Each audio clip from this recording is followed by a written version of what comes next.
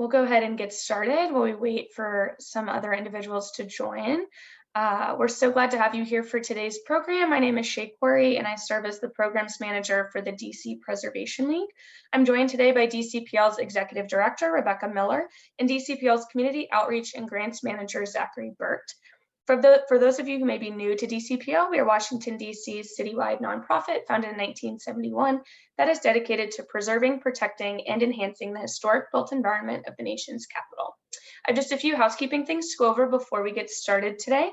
I'd like to start by taking a moment to acknowledge some of DCPL's top sponsors whose annual financial support helps underwrite free programs like this one today.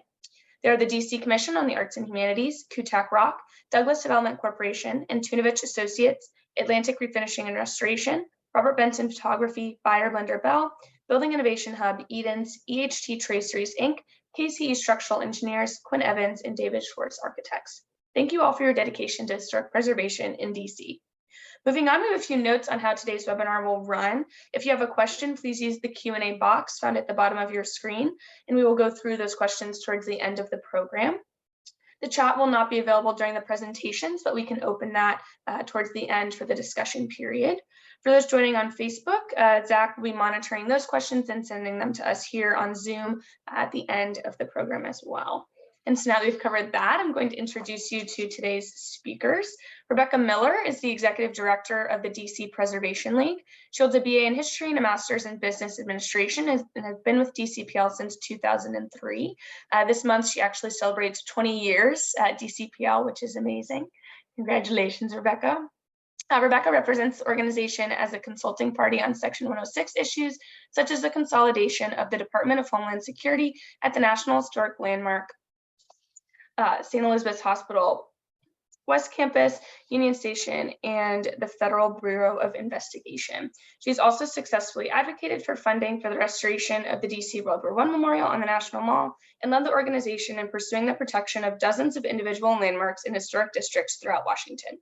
She frequently provides testimony on behalf of DCPL on historic preservation issues before the DC Council, the DC Historic Preservation Review Board, the Commission on Fine Arts, and the National Capital Planning Commission. She also serves as a juror for the annual District of Columbia Awards for Excellence in Historic Preservation. Zachary Burt is the Community Outreach and Grants Manager for the DC Preservation League. He is a staff liaison for the Landmarks Committee and the Government Affairs Committee and works with the Historic Districts Coalition. In addition to his work on historic landmark nominations, Zach manages DCPL's Preservation Initiatives Grants Program and the DC Historic Sites website and cellular phone app. Prior to DCPL, Zach worked in government relations at a professional association. He holds a BS in political science from the University of Utah and an MA in historic preservation from Goucher College. And now that we have been introduced, I will let Zach and Rebecca take over. Thank you so much, Shay. I can't believe that it's been a year since we were here last year talking about most endangered places for Preservation Month last year. And we're excited to share new developments, updates to the list since we were last here in May of last year. And let's go to the next slide real quick. So just as a quick recap, DCPL's Most Endangered Places list has been around since 1996. It's focused on properties in the district that may be threatened with ill-advised alteration or demolition through neglect or abandonment.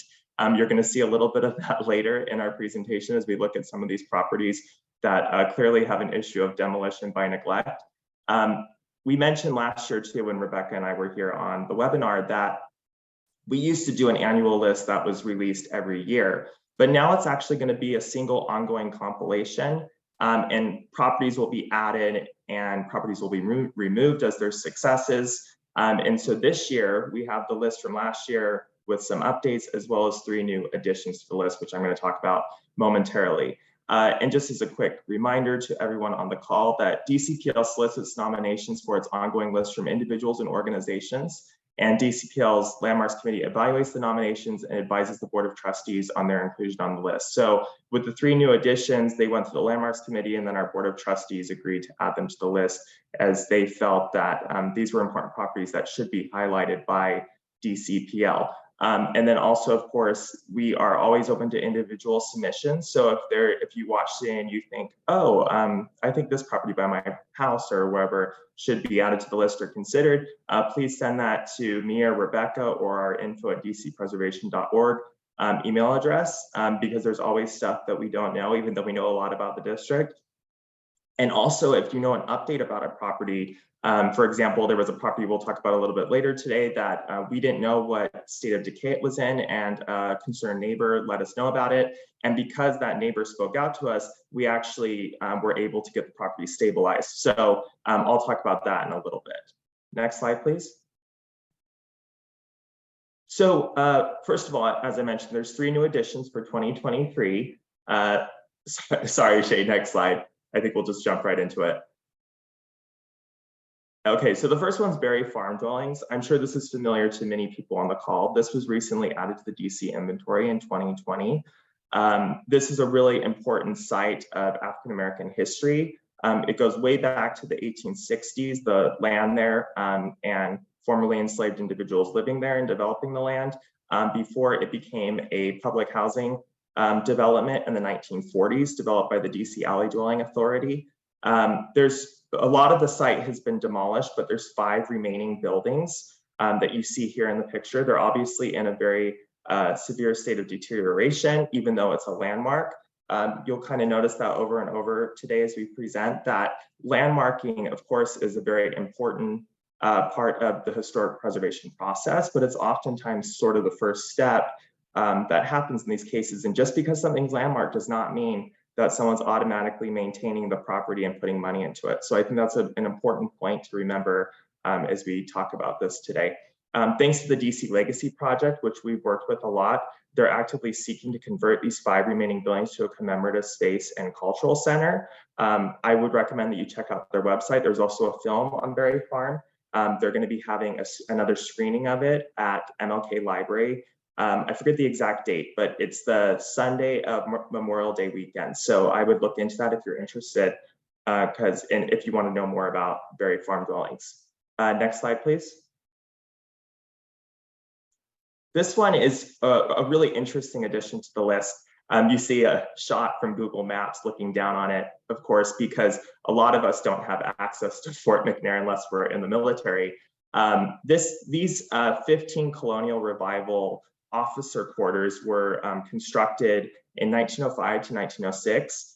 Like a lot of Fort McNair from this period, including the National War College building, that's that beautiful Beaux-Arts building you see at the south end of the property if you're ever down by Haynes Point or on the water. A lot of this was planned, designed by the very prestigious firm of McKim, Mead & White, which was quite arguably the most prestigious firm in the country around the turn of the 20th century. And we were really surprised to see this, that in the National Defense Authorization Act for fiscal year 2023 that was signed by President Biden in December of 2022, you know, in the 1,000+ pages of the bill, someone had stuck in this, this line item: not later than 1 year after the date on which all the individuals occupying District of Columbia Fort McNair quarters 4, 13, and 15, as of the date of the enactment of this act, have moved out of such quarters, the Secretary of the Army shall demolish such quarters. Obviously, this is very concerning, not only because these are very high style, important buildings, and they're part of the overall, I guess you could say, cultural landscape at Fort McNair, but also this is a complete end run around Section 106, and it totally upturns the process, that procedural due process and that community input that has been critical to preservation since it was put into law in 1966. As of right now, we're in contact with Senator Tim Kaine's office from Virginia. No one knows quite who put this language in the bill. I guess that's possible to not know who the author is when there's so many pages and so many people working on a bill. But needless to say, we're very concerned about it, and we're continuing to monitor the situation along with other preservation and planning stakeholders in the district. I know it's also been on National Capital Planning Commission's radar as well. Next slide, please. Our third and final addition for 2023 is kind of similar to what's going on at Fort McNair. but not necessarily in a federal law sense. So this building is a Romanesque Revival style building on the north end of the Armed Forces Retirement Home. It's you might have seen it through the fence. It's on the north end across from Rock Creek Cemetery. It was completed in 1912, designed by Baldwin and Pennington. And look how many designations this property has. It's also part of a National Historic Landmark. Well, that has not stopped a strategic plan document that was just published in December 2022, which simply says raising the Grant building may be the best option for the future of the home.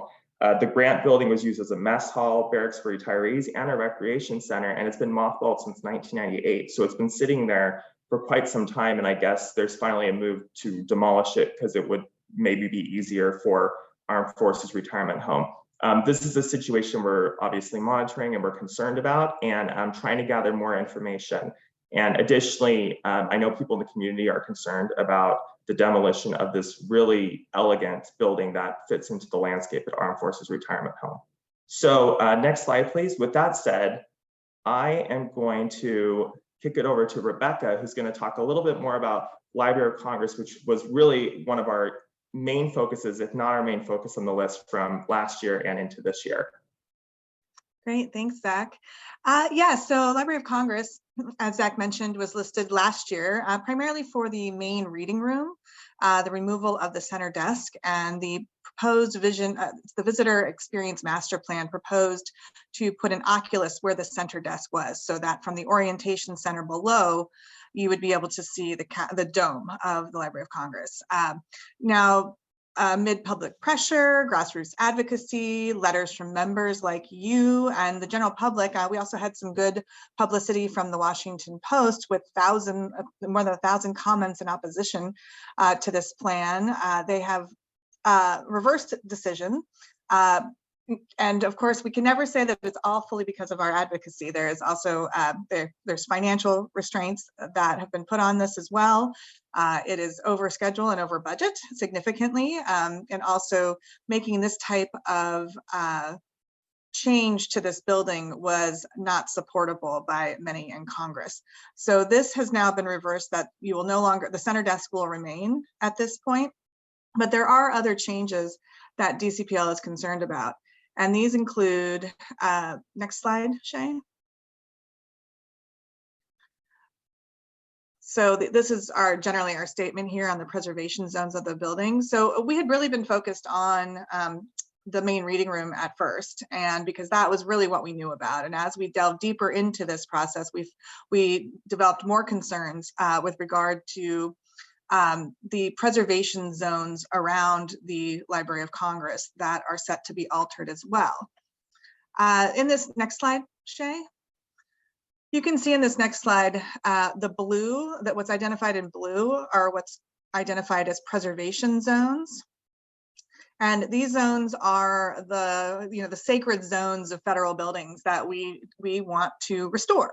These are not the ones, these are not really open for alternate development, so to speak. We have the restoration zones, rehabilitation zones, and then construction zones. And so what you can see here is the blue, which are the preservation zones that we have significant concerns about with regards to what's being proposed. You can see in this next slide, the entrance vestibule on the ground floor plan. And what, I'm sorry, Shay, if you could go to the next slide.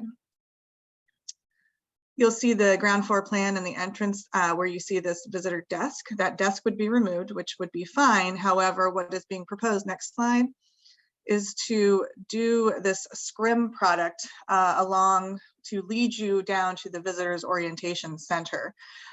These metal scrims would be put along all the groin vault arches and lit. And our big concern is how they would be attached to the marble as well. Next slide. You can see from this diagram that what the proposal really is, how it would be covering the marble and then the groin vault. You can see the existing structure and then the neoprene scrim and then this connection that would have. And with this connection, you would it has potential for damaging the marble.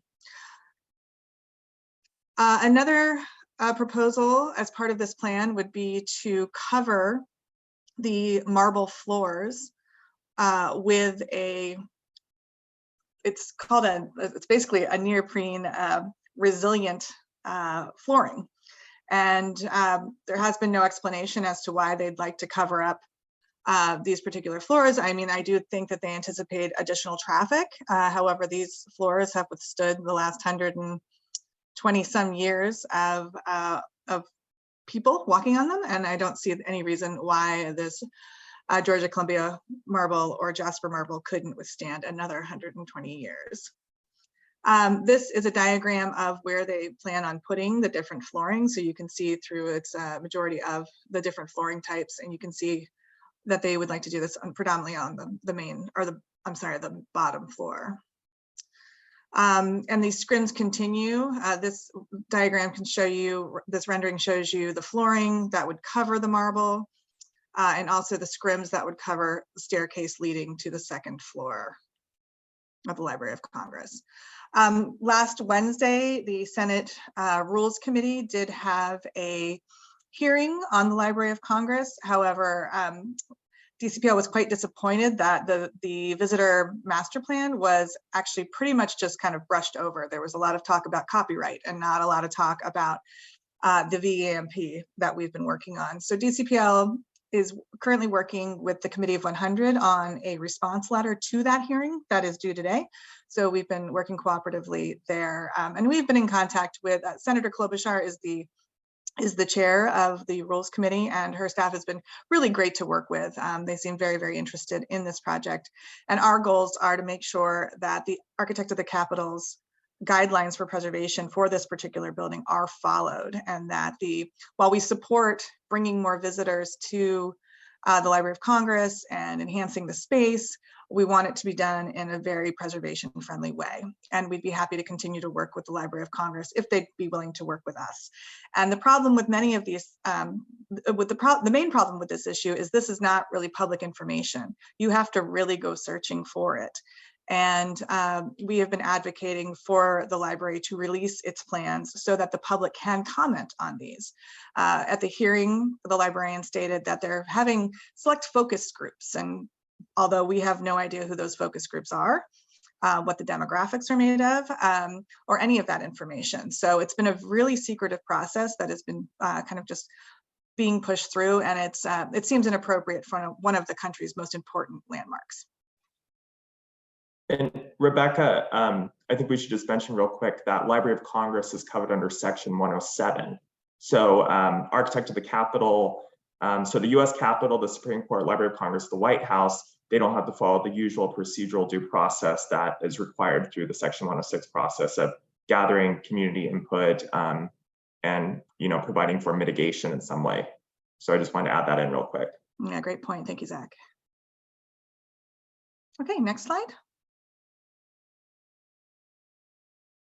The Foundry Branch Trolley Trestle. So this has been listed as one of the most endangered places since 2008. So this is a 15-year campaign for DCPL. In the previous few years, we've managed to get some momentum. We have tremendous support from the community for rehabilitating this bridge and making it a connection between the Palisades and Georgetown.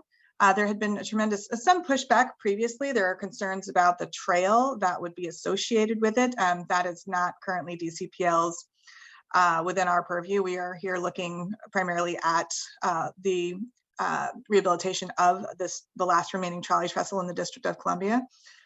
Most recently, so this actually, the WMATA, who is the owner, filed for a raise permit on this structure back in 2018.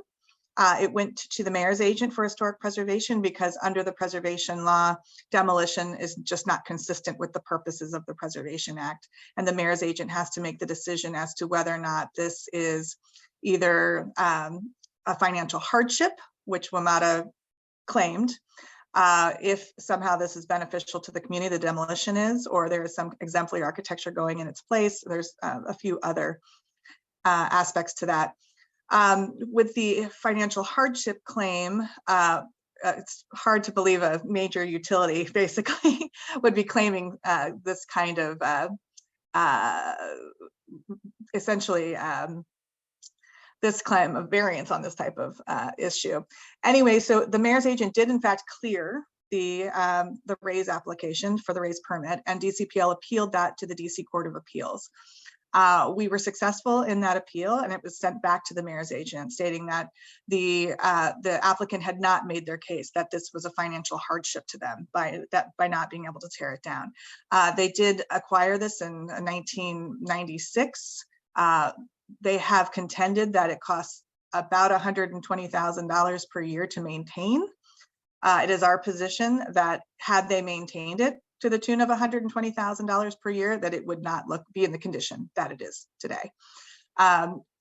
The underneath the trestle is closed, so the trail is closed off to the public because of WMATA's decision to not maintain this trestle. And so that's a hindrance not only to the community, but also to the National Park Service as well.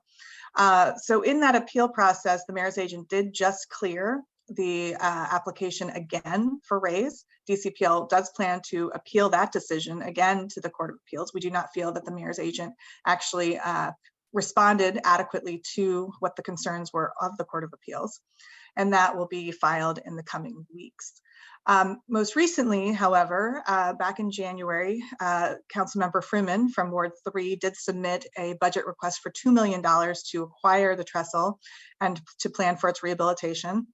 That did not receive any funding in the mayor's budget, and then it was voted out of Transportation Committee this 2 weeks ago with $500,000 for planning of the trestle. In the council budget that just came out on Monday, it had $250,000 with a caveat that DDOT must be willing to take the trestle and plan for a trail in this area. That's daunting language, given that in 2019, that DDOT had determined that this trail was not something that they were going to be moving forward with in using this trestle. We are not giving up yet. So in hopes of changing some minds because of the amount of tremendous community support, the ANCs on either side support it. The student body at Georgetown supports it. Councilmember Freeman and Councilmember Pinto both support this as well. So we are in the process of developing renderings to highlight how this trestle could look for the community and also views from it, so what people could see looking off of it as well. So we hope to have those out in the next coming weeks, so that way people could have a visual of what this could really look like and be save a historic structure and have it returned to the community for public use, and also open the trail beneath it, which has taken far too long.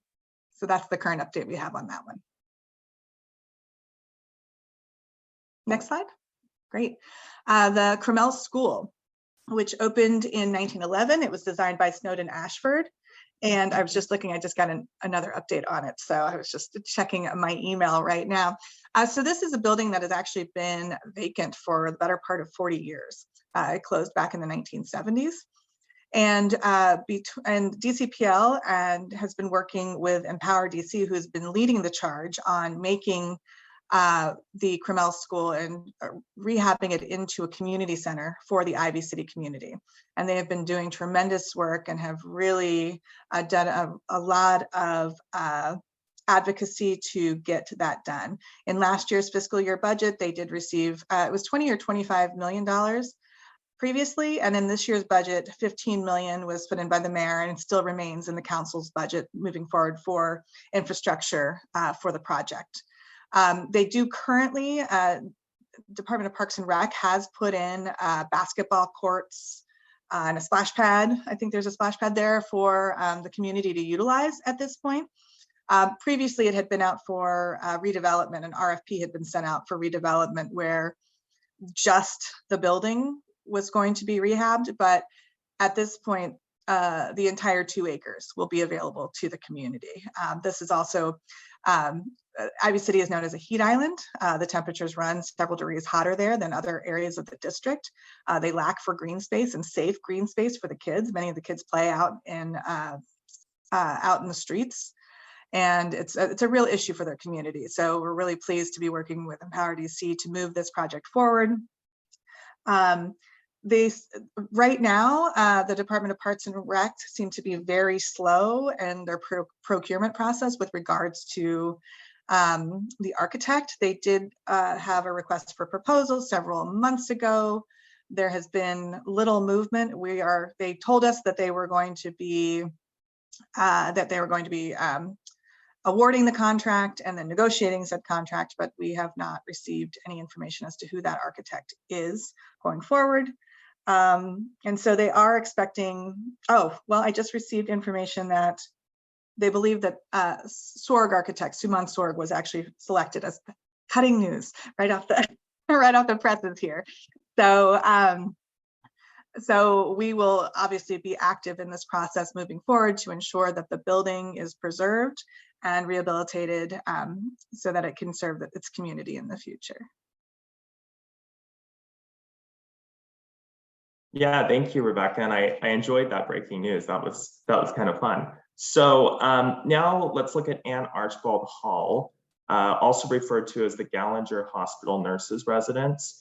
This is another DC government building. It opened in 1932. It's another design by the Office of the Municipal Architect, and it was designated to the DC inventory, not the National Register, just the local inventory in 2006. This property is interesting because, as many of you probably know, Hill East, the area of Capitol Hill, closer to the soon-to-be former RFK Stadium, has been redeveloped. And so there seems to be a lot of potential for reuse of this property.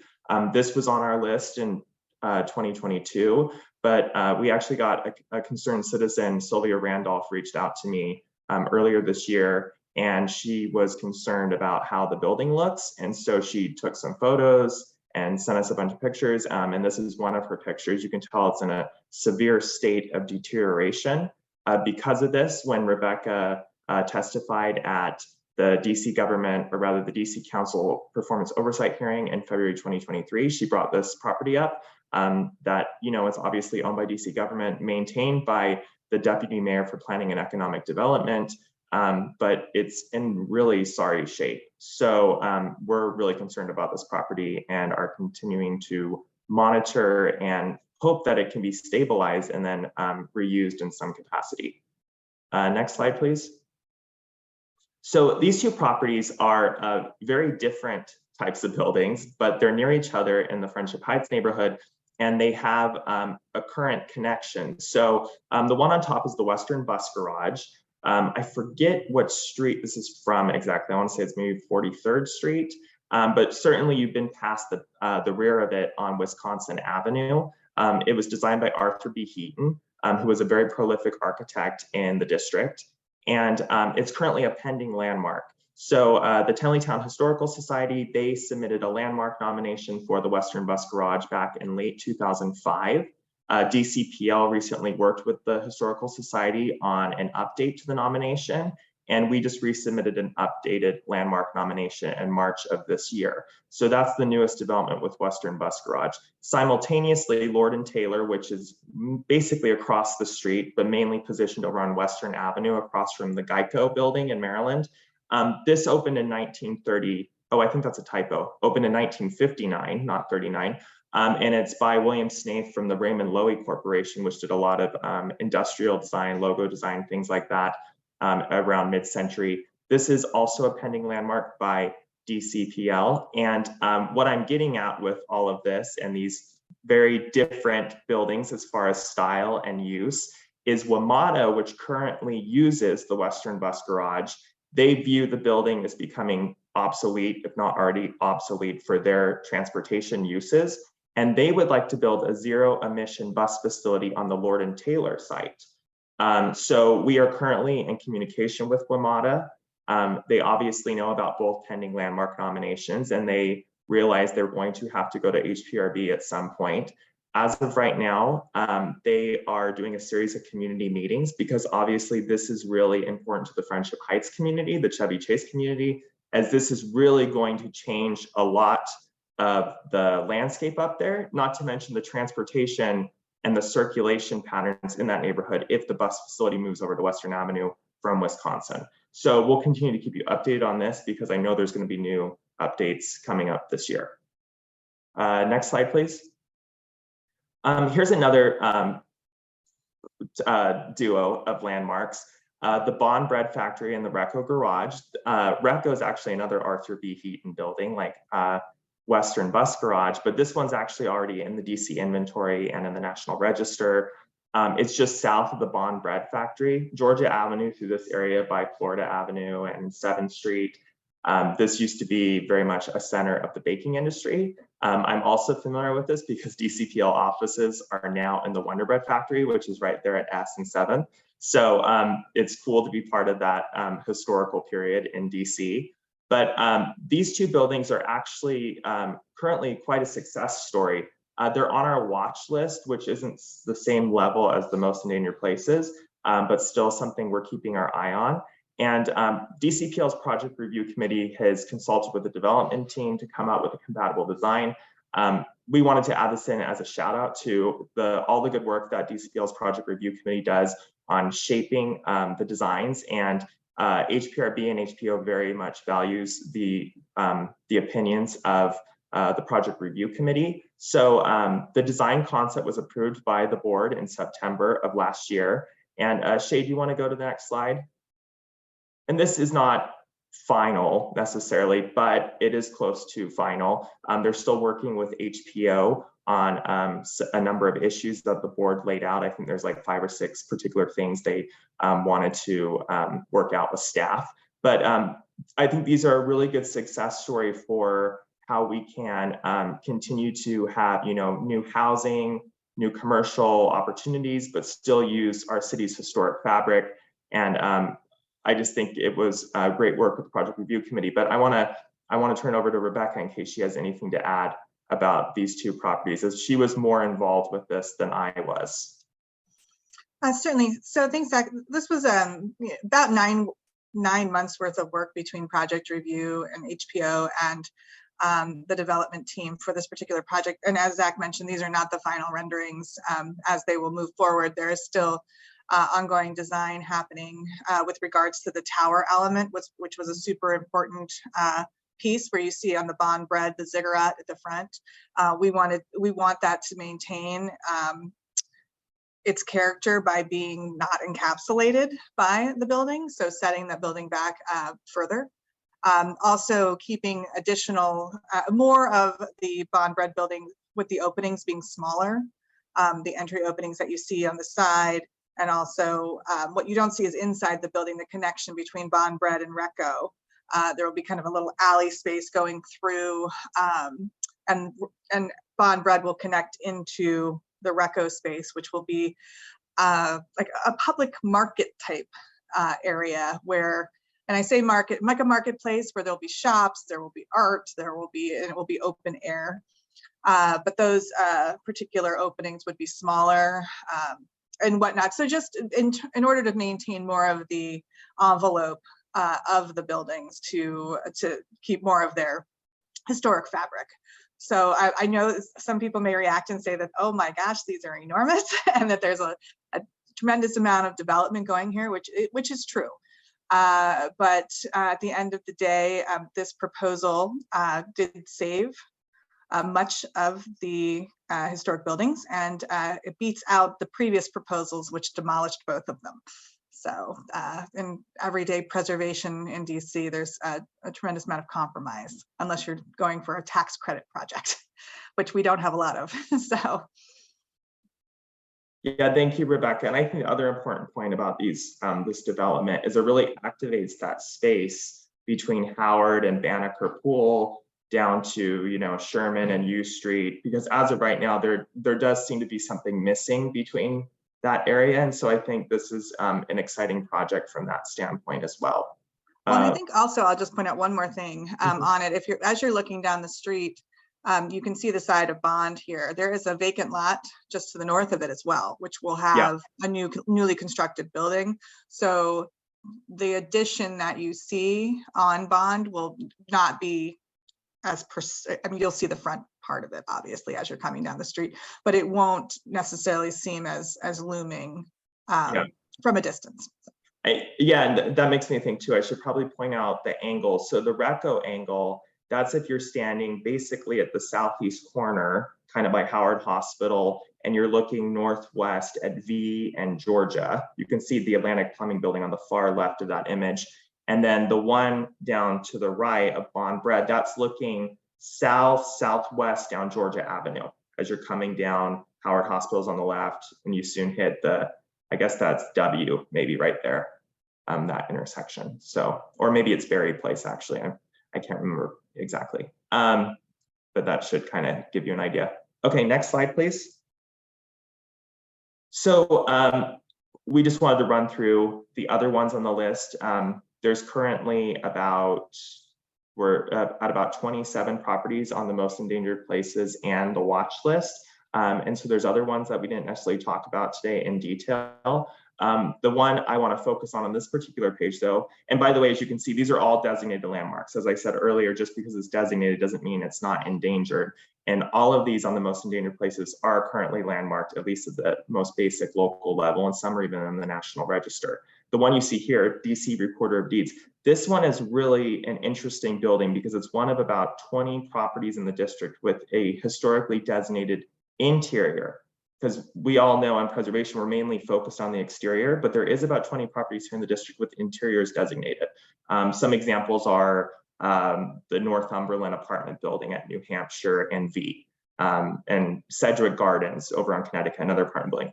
And right here, DC Recorder of Deeds is one of them, and it's because it has these 7 murals from the 1940s. You can see one of them on the lower left, Lincoln and Frederick Douglass, and they're actually covered by that silver paneling you see in that image on the right. This photo was recently taken. This building, despite being landmarked, as I said, it's in a severe state of deterioration.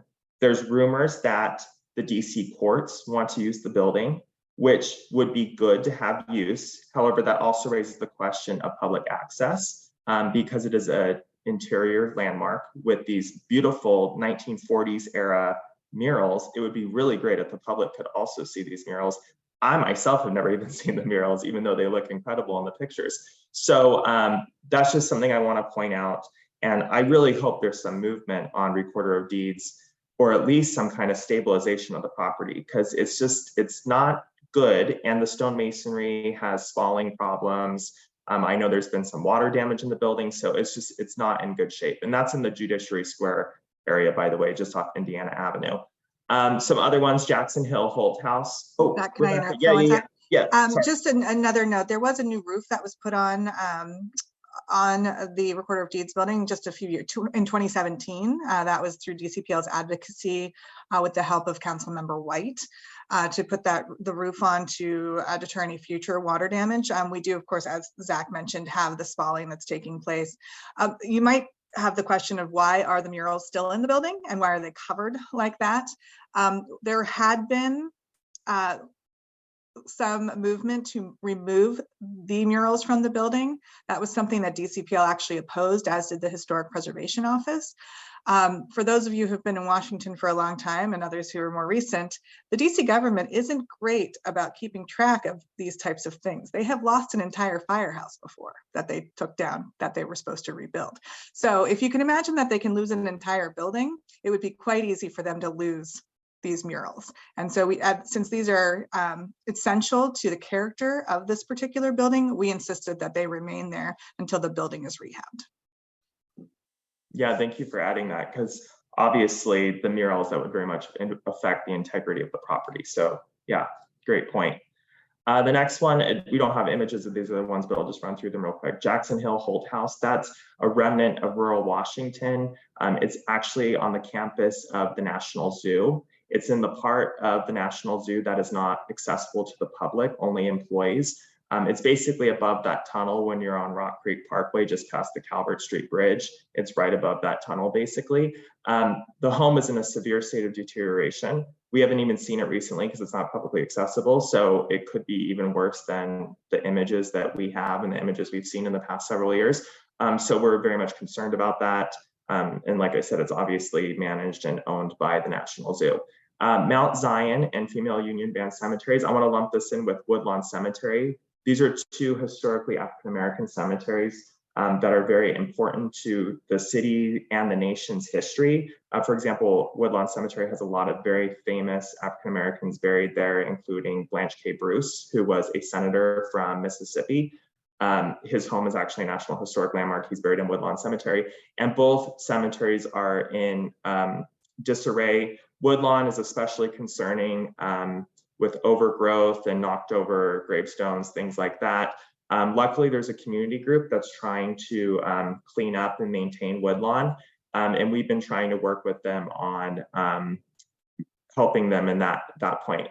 One thing I always say to people, cemeteries, there's really not a lot of options. There's a lot of options for religious spaces and grants and things like that, but there's not a lot of options for cemeteries. And I saw recently the National Trust has been doing a series on cemeteries, so I recommend checking that out, and we'll continue to watch those two sites.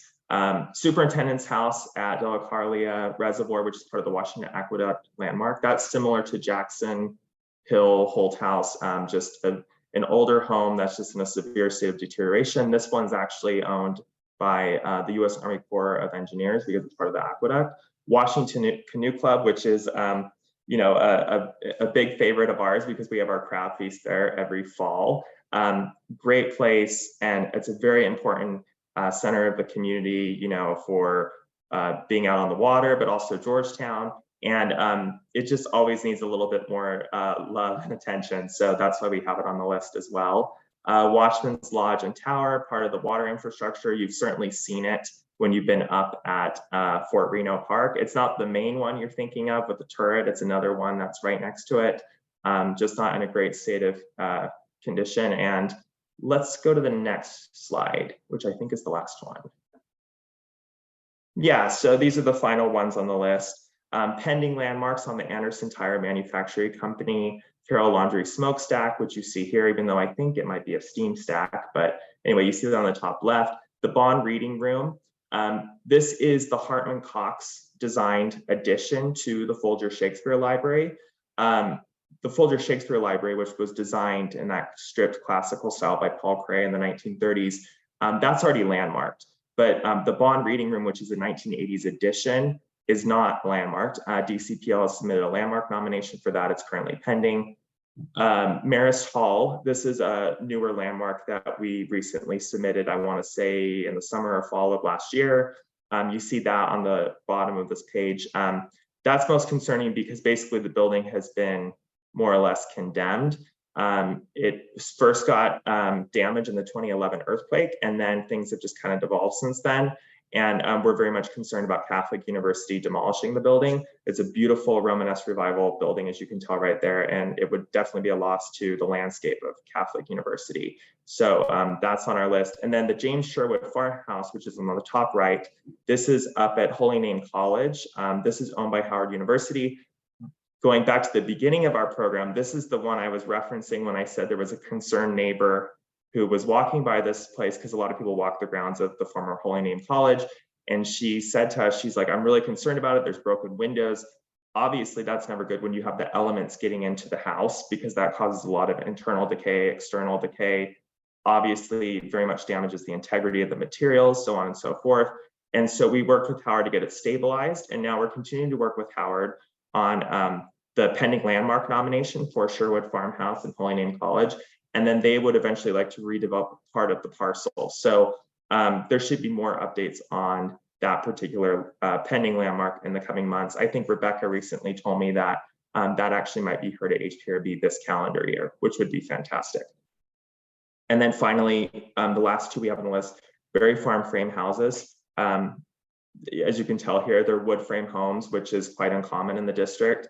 And they're not in the Anacostia Historic District, and they're not individually landmarked. And I believe they're from the 1870s, so that's just concerning to us. And then Northwest Savings Bank, which is that Truist Bank at 18th Adams Mill Road, Columbia Road. I know you've seen it. Surprisingly, that beautiful, you know, Beaux-Arts era building, that's not in a historic district. It's at the edge of Calorama Triangle on the edge of Washington Heights Historic District. And so it has no designation. And if you've been up in Adams Morgan lately, you've noticed there's been new development on Columbia Road between that intersection and the CVS. So We're just a little concerned about that bank building, and I think it's also been marked for a zoning change as well. So that's how it initially got on the list. So I think that's the last slide, but yeah, we would love to answer any questions, comments that have come in while we've been talking, and I'll look at the Facebook too. Yeah, thank you both so much. I think we do have some questions. I'll stop the share. One of our questions is who owns the cemeteries on the list? I would assume Woodlawn and Mount Zion. So yes, Mount Zion is owned by the trustees of the Mount Zion Female Union Band Society. They are essentially descendants of individuals who are buried there. And Woodlawn has the Woodlawn Perpetual Care Association. Now that has the leadership there has changed over a number of times, which has made getting any traction on moving Woodlawn forward. Previously, there was an individual who was essentially the caretaker of Woodlawn up until I believe the early part of the 2010s before he passed away. So it's been, you know, Woodlawn especially, it's really difficult to get traction. Mount Zion Cemetery, however, has leadership. They do have an executive director who's been working really hard to program activities at the site and make sure that the site is clean and doing public programming to highlight the individuals who are buried there. Yeah, I think that's a good point that you made just now, Rebecca, is that they both are in different states of decay or whatever term you want to use. But yeah, I think Mount Zion gets a little bit more attention. There's been more maintenance over the years. Woodlawn, when I went to it last year, I mean, it's totally overgrown, and it looks like no one is currently maintaining it. And I'm not sure that anyone is other than that community group that I mentioned. Is there anything that you know of going on with sites in the Brookland area, like the former Franciscan monastery owned building now used as a dormitory by Howard University? It has exterior wall ornamentations. I don't have any information on that, but we can certainly look into it. And it's owned by Howard? Is that what they said? I Yes. wonder if they mean Holy Name, the one that I referenced that's connected to the Sherwood farmhouse. That's just directly north of the Franciscan monastery up there. And that's the one that I mentioned. It's owned by Howard. They're working with us on the landmark nomination and redeveloping part of the parcel, but then stabilizing and reusing the buildings there. I believe they want to maybe do something with like senior housing or something along those lines. Cool. Oh, she was referring to the old Howard Divinity School at Shepherd and 14th Street. Yes, and I should have mentioned that. So it was Holy Name College, and then I believe Howard purchased it. I want to say, and I know this is a big time span, but either in the 1970s or 1980s, it became part of Howard's Divinity School. So yes, that's the building that's connected to Sherwood Farmhouse, and it's a gorgeous building. Yeah. Great. Who is responsible for the maintenance of some of these buildings? And is there any way to encourage better maintenance of the various buildings? Well, maintenance is required of owners. We have a demolition by neglect ordinance in DC. However, it does not have any regulations. It was passed in 2002. We have prepared those in the past, but they've not received any movement. So typically any enforcement comes under the property maintenance code. The DC government is a lackluster steward of its vacant buildings, and we've brought that to their attention for at least my 2 decades here and probably before. We do sometimes receive traction on these particular buildings. There's always a lot of questions about why. Many of these buildings are under, they are with a certain agency's portfolio, but are then DGS is who is supposed to be doing the maintenance. However, DGS says that they have, their client needs to tell them to do something. And so they do a lot of pointing fingers as to whose responsibility it is to do any of this work.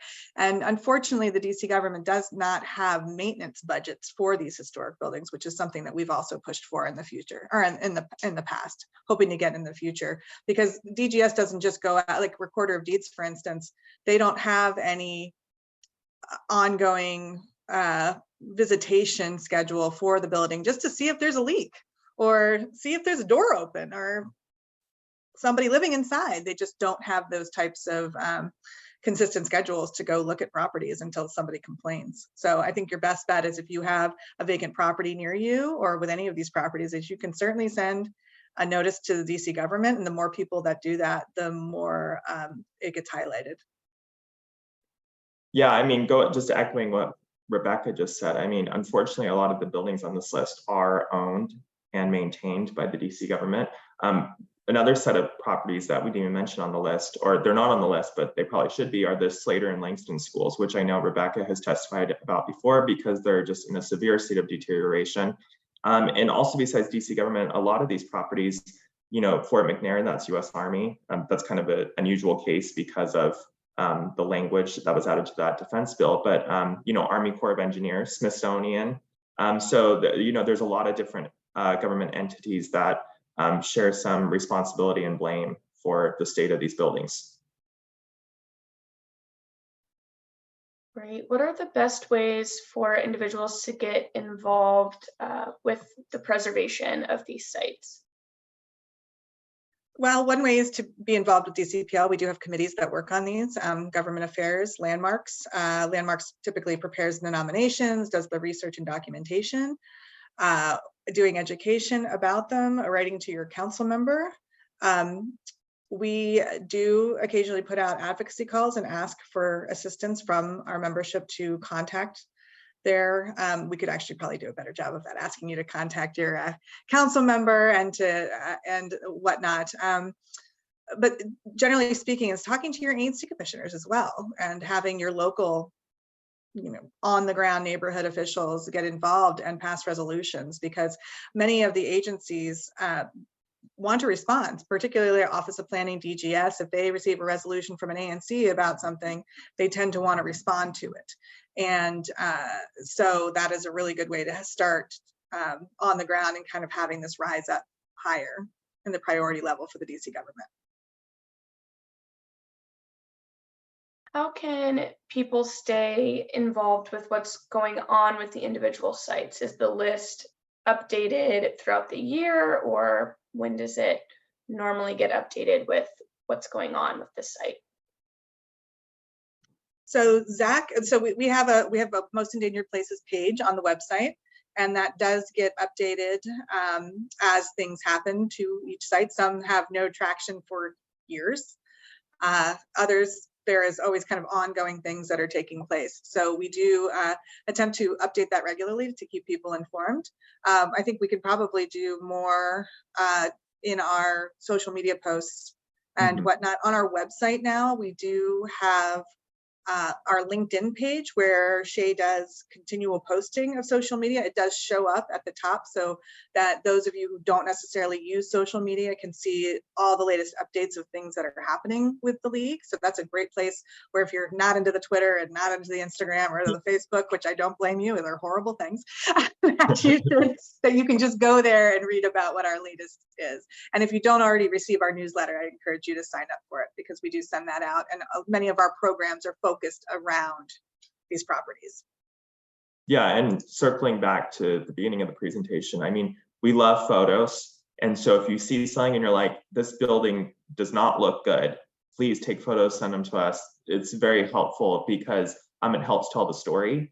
And for example, Sylvia Randolph, who submitted those photos about Ann Archibald Hall, Rebecca ended up using that in her official testimony to the DC Council. So photos, you know, they speak 1,000 words, right? They're very helpful, more than just a sentence of saying this building doesn't look good. I also just want to mention real quick, Rebecca, you know, we were talking about, you know, these buildings sitting in a state of decay and just not getting enough love and attention.